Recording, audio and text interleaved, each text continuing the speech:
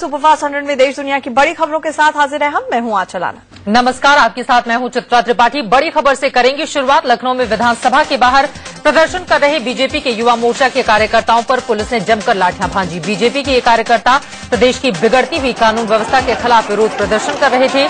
लाठीचार्ज के विरोध में कल बीजेपी सभी जिला मुख्यालयों पर प्रदर्शन करेगी। प्रदर्शनकारियों को रोकने के लिए पुलिस ने वाटर कैनन का इस्तेमाल किया। साथ ही पुलिस ने आंसू गैस के गोले भी छोड़े। पिछले कुछ दिनों से लगातार बीजेपी के कार्यकर्ता प्रदर्शन कर रहे हैं, लेकिन आज प्रदर्शन उग्र हो गया, जिस पर काबू पाने के लिए पुलिस ने भी हाथ उठाए। विधानसभा का घेराव करने जा रहे बीजेपी के कार्यकर्ताओं को रोकने के लिए पुलिस ने बैरिकेडिंग लगा रखी थी। बीजेपी कार्यकर्ता बैरिकेडिंग पर चढ़ गए और पुलिस वालों से उलझ गए। धक्का मुक्की शुरू हो गई। बीजेपी कार्यकर्ताओं को पीछे हटते ना देख पुलिस का सब्र जवाब दे गया और लाठीचार्ज शुरू हो गया। बीजेपी युवा मोर्चा के कार्यकर्ता यूपी में लगातार बढ़ रहे अपराध और बिजली कटौती को लेकर प्रदेश सरकार के खिलाफ प्रदर्शन कर रहे थे। पुलिस और कार्यकर्ताओं दोनों की तरफ से ही पथराव भी हुआ, जिसमें 2 पुलिस वाले घायल हुए हैं, जबकि बीजेपी के 2 कार्यकर्ताओं ने सिर में चोटें आई। बीजेपी कई सालों से यूपी में सत्ता से बाहर है। जाहिर है केंद्र में सत्ता मिलने के बाद अब यूपी में अपनी जमीन तलाशने की कवायद में बीजेपी रणनीति के तहत काम कर रही है। यूपी में 2017 में चुनाव होने हैं। ऐसे में बीजेपी पहले से ही तैयारी में जुटी हुई है और अखिलेश सरकार को घेरने का कोई मौका नहीं छोड़ रही। साईं की पूजा को लेकर मचे बवाल में संघ भी शामिल हो गया है। संघ नेता एनजी वैद्य ने साईं की पूजा पर मचे विवाद को निरर्थक बताया है। उन्होंने शंकराचार्य के बयान को गलत ठहराया और कहा कि जिसे साईं की पूजा करनी हो वो करे, जिसे नहीं करनी वो ना करे। उसमें जिनको लगता है कि साईं की पूजा करनी चाहिए। स्वरूपानंद महाराज ने इस प्रकार का विवाद क्यों खड़ा किया, ये तो मेरे समझ में नहीं आया। नहीं करना चाहिए था। इस मामले में केंद्रीय मंत्री उमा भारती का इस्तीफा मांगने पर एमजी वैद्य ने शंकराचार्य पर हमला बोला। उन्होंने कहा कि स्वामी स्वरूपानंद की हैसियत नहीं है कि वो उमा भारती का इस्तीफा मांगे। तो उमा भारती ने गवर्नमेंट से इस्तीफा देना चाहिए, उनको बर्खास्त करना चाहिए। ये कहने का अधिकार भी उनको नहीं है, उनकी योग्यता भी नहीं है। उधर शंकराचार्य स्वरूपानंद सरस्वती ने एक बार फिर से उमा भारती पर निशाना साधा। उन्होंने साईं विवाद मामले में प्रधानमंत्री के दखल की जरूरत से तो इनकार किया, लेकिन उमा भारती से साईं भक्ति पर अपना रुख साफ करने को भी कहा। वो अब चुप हो गई, ये भी गलत बात है। जब आपने उस मामले में पैर रखा है तो पूरा उसका समाधान कीजिए। ऐसा कैसे किया आपने, कर दिया। वहीं केंद्रीय मंत्री उमा भारती ने शंकराचार्य स्वरूपानंद के बयान पर एक बार फिर से कुछ भी कहने से इनकार कर दिया। वो पत्रकारों के सवालों को टाल गए। वहीं साईं पर दिए बयान को लेकर शिरडी में शंकराचार्य स्वरूपानंद का विरोध लगातार जारी है। साईं भक्तों ने शंकराचार्य के लिए सद्बुद्धि यज्ञ किया। नाराज साईं भक्तों ने कहा कि जब तक स्वरूपानंद शिरडी आकर माफी नहीं मांगेंगे तब तक उनका विरोध जारी रहेगा। आंध्र प्रदेश के श्रीहरिकोटा से पीएसएलवी C-23 की सफल लॉन्चिंग की गई। सुबह ठीक 9:52 पर पीएसएलवी रॉकेट ने अंतरिक्ष के लिए उड़ान भरी। पीएसएलवी अपने साथ 5 विदेशी सैटेलाइट लेकर गया। पीएसएलवी की लॉन्चिंग के दौरान पीएम नरेंद्र मोदी भी श्रीहरिकोटा के सतीश। पीएसएलवी रॉकेट ने अंतरिक्ष के लिए उड़ान भरी। पीएसएलवी अपने साथ 5 विदेशी सैटेलाइट लेकर गया। पीएसएलवी की लॉन्चिंग के दौरान पीएम नरेंद्र मोदी भी श्रीहरिकोटा के सतीश धवन अंतरिक्ष केंद्र में पहुंचे। नरेंद्र मोदी ने वैज्ञानिकों के साथ बैठकर पीएसएलवी को अंतरिक्ष के लिए उड़ान भरते देखा। पीएसएलवी के अंतरिक्ष में पहुंचने का पीएम नरेंद्र मोदी ने ताली बजाकर स्वागत किया। वो अपनी सीट से खड़े हुए और सफल प्रक्षेपण पर ताली बजाई। पीएम इस मौके पर बेहद उत्साहित दिखाई दिए। पीएसएलवी C-23 के सफल प्रक्षेपण और उपग्रहों को उनकी कक्षा में सफलतापूर्वक स्थापित किए जाने पर पीएम ने वैज्ञानिकों को बधाई दी। उन्होंने इसरो के वैज्ञानिकों से बारी बारी से हाथ मिलाया और कामयाबी के लिए सराहा। पीएसएलवी रॉकेट अपने साथ 5 विदेशी सैटेलाइट अंतरिक्ष में लेकर गया। लॉन्चिंग के करीब आधे घंटे के अंदर पीएसएलवी ने सभी उपग्रहों को सफलतापूर्वक उनकी कक्षा में स्थापित कर दिया। वैज्ञानिकों का ये मिशन पूरी तरह से कामयाब रहा। पीएसएलवी के जिन 5 विदेशी उपग्रहों को अंतरिक्ष में स्थापित किया गया है, उनमें सबसे बड़ा और अहम सैटेलाइट फ्रांस का स्पॉट 7 है। इसके अलावा कनाडा, जर्मनी, सिंगापुर के 4 उपग्रह हैं। पीएसएलवी C-23 सैटेलाइट की लॉन्चिंग के बाद प्रधानमंत्री नरेंद्र मोदी ने अपने संबोधन में कहा कि उनका सपना सार्क सैटेलाइट लॉन्च करने का है। हमारा ये सार्क सैटेलाइट का सपना इन हमारे सभी पड़ोसी देशों के कल्याण में काम आएगा और इसलिए मैंने आप सामने प्रस्ताव रखा है कि हम एक सार्क सैटेलाइट लॉन्च करके हमारे सार्क देशों को एक अनमोल नजराना पेश करें। PSLV C-23 की कामयाबी पर पीएम नरेंद्र मोदी ने इसरो के वैज्ञानिकों को बधाई देते हुए कहा कि वैज्ञानिकों की बदौलत मानव जीवन में काफी बदलाव आया है। स्पेस साइंस का कितना महत्व है, ये मानव जात को समझाना, उसका अनुभव कराना, ये समय की मांग है। और मैं सभी वैज्ञानिकों को विश्वास दिलाता हूं कि आपने लेबोरेटरी में बैठ करके जो साधना की है, ये साधना करोड़ों करोड़ों लोगों की जिंदगी को बदलने की ताकत है। प्रधानमंत्री नरेंद्र मोदी ने कहा कि इसरो में 4 पीढ़ी के वैज्ञानिकों ने कमाल का काम किया है और उनकी बदौलत हम अंतरिक्ष के क्षेत्र में कई कामयाबी हासिल कर चुके हैं। मुझे यहां 4 पीढ़ी के साइंटिस्टों को मिलने का सौभाग्य मिला। 4 generations आर प्रेजेंट हियर। ये अपने आप में प्रगति की बड़ी निशानी है। पीएम नरेंद्र मोदी ने कहा कि अंतरिक्ष के क्षेत्र में हमारे वैज्ञानिकों ने बेहतर काम किया है और वो और भी बेहतर कर सकते हैं। This shows that we can be the best and we must feel proud of it. And again I repeat, I am confident we can. PM Modi ने इसरो के वैज्ञानिकों की तारीफ करते हुए कहा कि हमारा मंगल मिशन हॉलीवुड मूवी बनाने के खर्च से भी सस्ता है। PSLV C-23 की लॉन्चिंग के बाद अपने जोरदार भाषण से प्रधानमंत्री नरेंद्र मोदी ने वैज्ञानिकों की जमकर हौसला अफजाई की और आखिर में भारत माता की जय के नारे भी लगाए। पश्चिम बंगाल के राज्यपाल एम के नारायणन ने इस्तीफा दे दिया है। उनका इस्तीफा सीबीआई की पूछताछ के 3 दिनों के बाद आया है। शुक्रवार को सीबीआई ने नारायणन से अगस्ता वेस्टलैंड हेलीकॉप्टर डील घोटाले के सिलसिले में पूछताछ की थी। एम के नारायणन पर पश्चिम बंगाल के राज्यपाल का पद छोड़ने का दबाव पहले से ही केंद्र सरकार की तरफ से था, लेकिन वो अड़े हुए थे। इस बीच हेलीकॉप्टर घोटाले में बतौर गवाह सीबीआई ने उनसे पूछताछ की तो फिर उन्होंने इस्तीफा दे ही दिया। शंकराचार्य स्वरूपानंद सरस्वती ने केंद्र सरकार से जम्मू कश्मीर के आर्टिकल 370 को हटाने की मांग की है। उन्होंने कहा कि चुनावों के दौरान मोदी ने इसका वादा भी किया था। जो 370 वहां पर हटनी चाहिए, तो इसके लिए किसको पहल करनी होगी? सरकार को करनी होगी। तो ये कहा ही है मोदी ने कि हम इसको हटाएंगे, हटा दें। अच्छा, बीजेपी के फायरब्रांड नेता सुब्रमण्यम स्वामी ने भी अनुच्छेद 370 को रद्द करने की वकालत की है। उन्होंने कहा कि जैसे ही देश की अर्थव्यवस्था सुधर जाएगी, अगला एजेंडा अनुच्छेद 370 का होगा।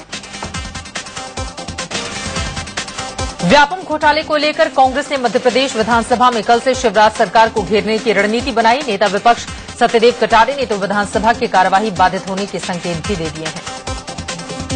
सबसे बड़ा मुद्दा तो अभी जो व्यापम चल रहा है, पीएससी चल रहा है, जिसमें मध्य प्रदेश के 2 करोड़ से ज्यादा नौजवान प्रभावित हो चुके, यही मुद्दा शांत नहीं हो रहा है। तो ये मुद्दा ऐसा बड़ा मुद्दा है कि हर विभाग को प्रभावित करेगा और विधानसभा के प्रत्येक दिन को प्रभावित कर सकता है। पूर्व केंद्रीय मंत्री ज्योतिरादित्य सिंधिया ने व्यापम घोटाले में घिरी शिवराज सरकार पर जमकर निशाना साधा है। उन्होंने कहा कि नैतिकता के आधार पर मुख्यमंत्री को इस्तीफा दे देना चाहिए।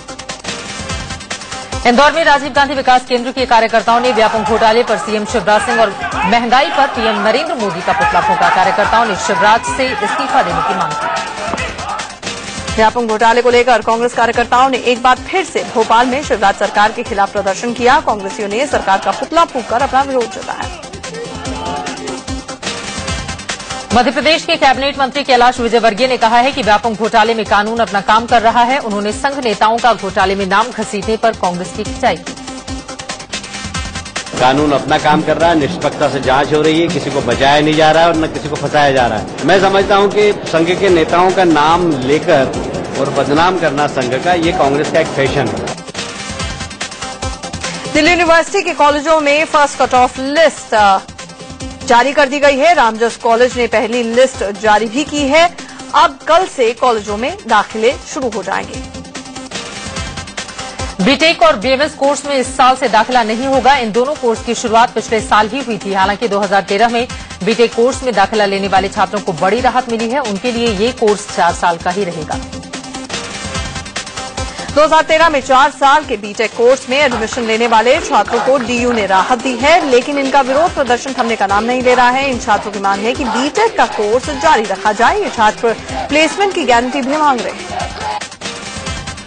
पिछले साल बीएमएस में एडमिशन लेने वाले छात्रों ने यूजीसी के दफ्तर के बाहर प्रदर्शन किया। ये छात्र चाहते हैं कि उनका कोर्स बरकरार रखा जाए। बीएमएस कोर्स को पिछले साल लागू किया गया था, जो 4 साल का था। कल बीजेपी मुख्यालय में केंद्रीय मंत्रियों की डिनर पार्टी हो सकती है। सूत्रों से खबर आ रही है कि प्रधानमंत्री नरेंद्र मोदी भी इस मौके पर मौजूद रहेंगे। राजधानी एक्सप्रेस हादसे के चलते 25 जून को होने वाली ये डिनर पार्टी रद्द कर दी गई थी। प्रधानमंत्री नरेंद्र मोदी 4 जुलाई को जम्मू कश्मीर के दौरे पर जाएंगे, जहां वो कटरा रेल लिंक का उद्घाटन करेंगे। जम्मू से कटरा जाने वाली ट्रेन को हरी झंडी दिखाने के बाद मोदी यहां एक रैली को संबोधित भी करने वाले हैं। 4 जुलाई को मोदी सुबह 9 बजे जम्मू हवाई अड्डे पर उतरेंगे, जहां से वो सीधे हेलीकॉप्टर के जरिए कटरा जाएंगे। रेलवे स्टेशन के पास प्रधानमंत्री के हेलीकॉप्टर लैंडिंग के लिए 3 हेलीपैड बनाए गए हैं। देश में महज 3 राष्ट्रीय पार्टियां बच सकती हैं। 3 पार्टियों में शरद पवार की अगुवाई वाली एनसीपी, मायावती की बीएसपी और सीपीआई से राष्ट्रीय होने का दर्जा छीना जा सकता है। चुनाव आयोग ने लोकसभा चुनावों में करारी हार के बाद इन्हें नोटिस भेजा है।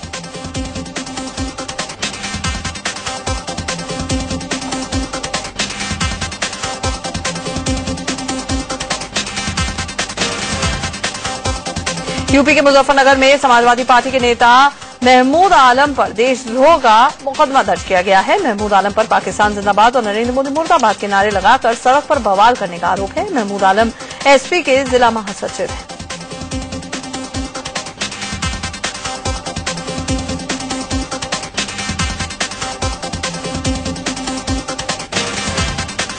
नई दिल्ली नगरपालिका परिषद के चेयरमैन ने घूस लेने के आरोप में 17 कर्मचारियों को सस्पेंड कर दिया है। इनमें ड्राफ्टमैन, जेई और एई भी शामिल हैं। विजिलेंस की टीम ने कर्मचारियों को घूस लेते पकड़ा था।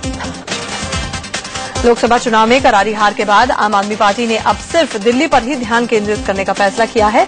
पार्टी संयोजक अरविंद केजरीवाल ने यह ऐलान भी किया है कि आम आदमी पार्टी हरियाणा और महाराष्ट्र के विधानसभा चुनाव नहीं लड़ेगी।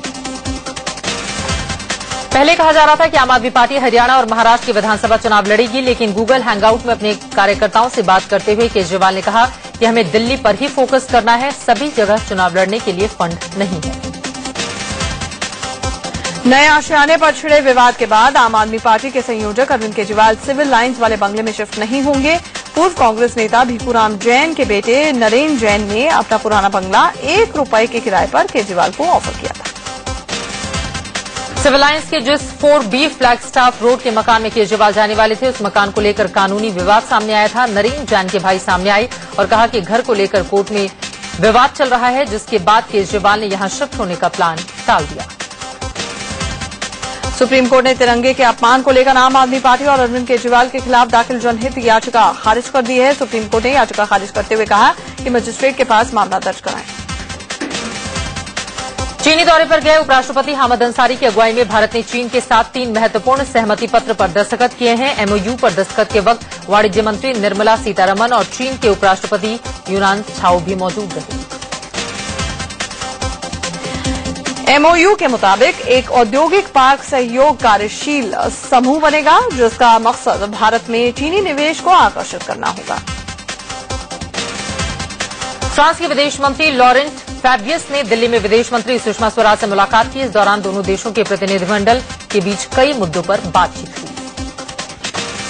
दिल्ली में एक बार फिर से प्याज के भाव ने लोगों को रुलाना शुरू कर दिया है। प्याज की कीमतों में करीब ₹10 का इजाफा हुआ है। दिल्ली के साथ साथ एनसीआर में भी प्याज की कीमतें बढ़ रही हैं।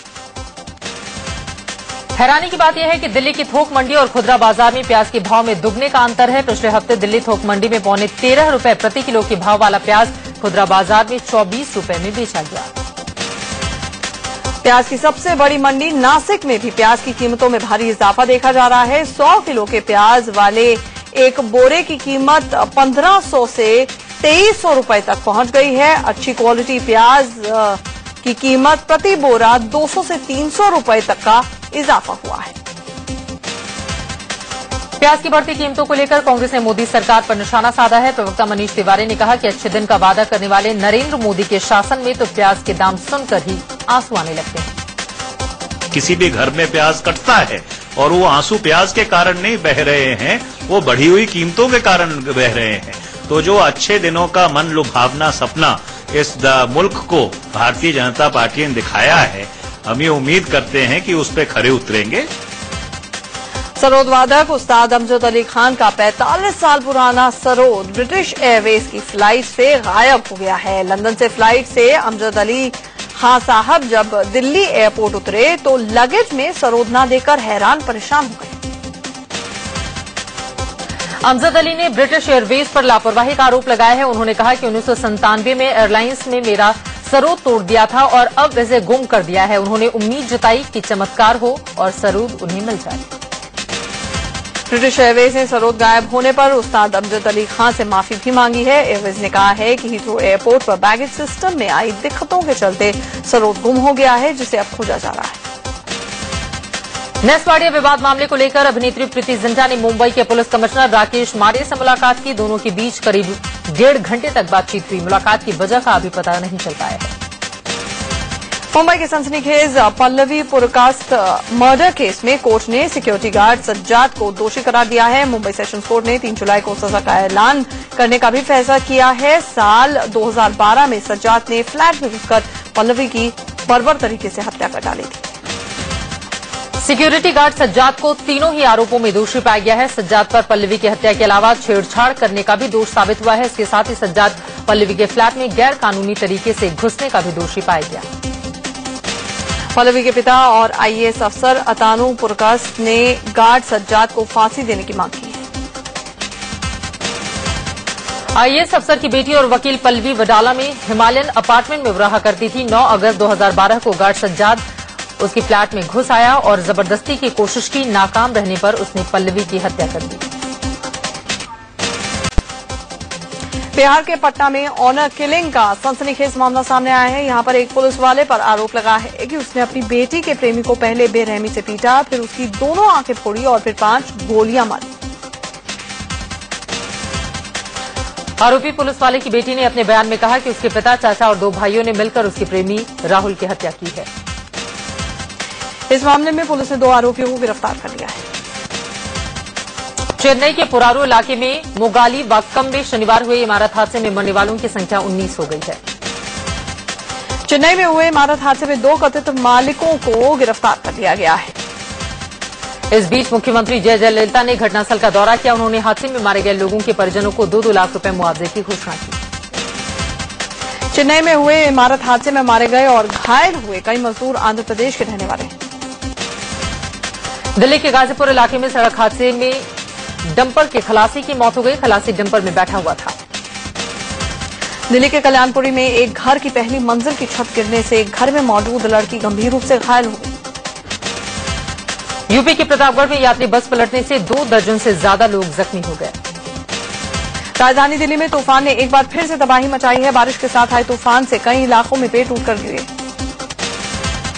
असम में मूसलाधार बारिश से कई इलाकों में बाढ़ के हालात पैदा हो गए हैं। दिल्ली के करावल नगर इलाके में एक छात्र ने झगड़े में दूसरे छात्र की आंखों में तेजाब डाल दिया। दिल्ली से सटे गाजियाबाद में दिन दहाड़े 18 लाख की लूट और हत्या से सनसनी फैल गई। लूट और हत्या की वारदात से गुस्साए कारोबारियों ने एसएसपी का घेराव करके जमकर हंगामा किया। हरियाणा के हिसार में 3 लुटेरों ने पिस्तौल दिखाकर एक कमीशन एजेंट से 6 लाख रुपए लूट लिए। वाराणसी में महात्मा गांधी काशी विद्यापीठ के छात्र नेता अभिषेक कुमार सिंह की देर रात गोली मारकर हत्या कर दी गई। दिल्ली में पार्किंग के झगड़े को लेकर पड़ोस के लड़कों ने एक शख्स के घर के बाहर खड़ी कार का शीशा तोड़ डाला। मध्य प्रदेश के विदिशा में कोर्ट परिसर में 2 लोगों ने अपने भाई की पिटाई कर डाली। गुजरात के भरूच में नर्मदा नदी में मगरमच्छ के आतंक से लोग परेशान हैं। असम के नगांव में प्रदेश के पहले रोपवे का उद्घाटन वन और पंचायती मंत्री रकीबुल हुसैन ने किया। हरियाणा के जींद में महिलाओं के लिए एक तालिबानी फरमान सुनाया गया है। यहां ग्वाल समाज ने शादी समारोह में डीजे के सामने महिलाओं के नाचने पर पाबंदी लगा दी है। यूपी में लचर कानून व्यवस्था को देखते हुए आगरा में 60 साल की महिलाएं भी सेल्फ डिफेंस के लिए जूडो कराटे सीख रही। पंजाब के जलंधर में एक चाय बेचने वाले शख्स ने प्रधानमंत्री नरेंद्र मोदी को पत्र लिखकर मांग की है कि गरीब बच्चों की मदद के लिए सहायता राहत कोष बनाया जाए।